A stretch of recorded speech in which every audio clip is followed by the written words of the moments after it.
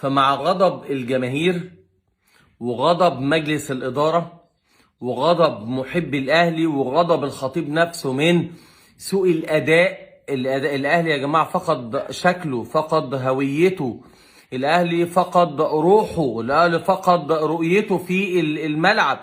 الأهلي بقى مع كولر لا شكل ولا طعم ولا لون، اللعيبة بتتبدل. فبدأ يتم طرح أكتر من اسم لتولي المسؤولية قبل كأس العالم للأندية.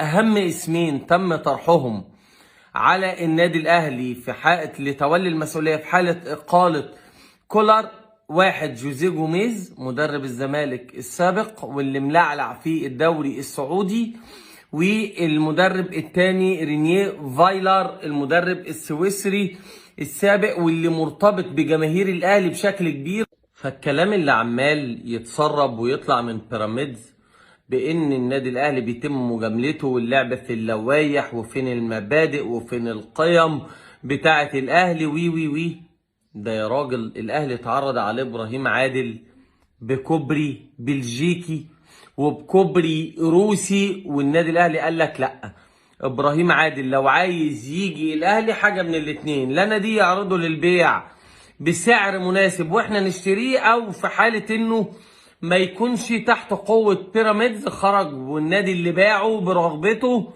فاحنا نشتريه. انما قصة لوي الدراع فنطلعه على نادي مبادئ الاهلي بتمنع قصة الكباري وان انت تاخد لاعب بالالتفاف حوالين النادي بتاعه او تضحك على النادي بتاعه او تعمل كوبري وتعمل قنطرة توديه النادي وتاخده. مبادئ الاهلي بتمنع. فلو عايز تعرف يعني ايه مبادئ الاهلي كنت تقدر تاخد ابراهيم عادل والاهلي مرضيش. فقال لك تخيل اتحاد القطبين دول بقى: ياسين منصور رجل الاعمال الاهلاوي الكبير والعرجاني رجل الاعمال الاهلاوي وراعي النادي الاهلي. قال لك الاثنين دول اتحدوا مع بعض حبا في النادي الاهلي علشان اتمام صفقة زيزو. وقال لك بسم الله الرحمن الرحيم عربون المحبة عربية ب 11 مليون جنيه. قال لك ان زيزو من ساعة قصة ممدوح عباس لما كان هيتسبب في سجنه وانه رفض يدفع فلوس مركز الصيانة والعربية والقصة اللي حصلت،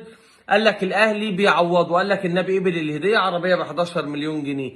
قال لك حتى ابوه اللي قالوا لابوه 25 مليون جنيه عمولة. ليه يا عم؟ هو انت جايب كريستيانو؟ هو انت قال لك في النادي الاهلي قالوا له ده عمولتك قبل فلوس زيزو. تخيل ياسين منصور والعرجاني ينهار دولارات.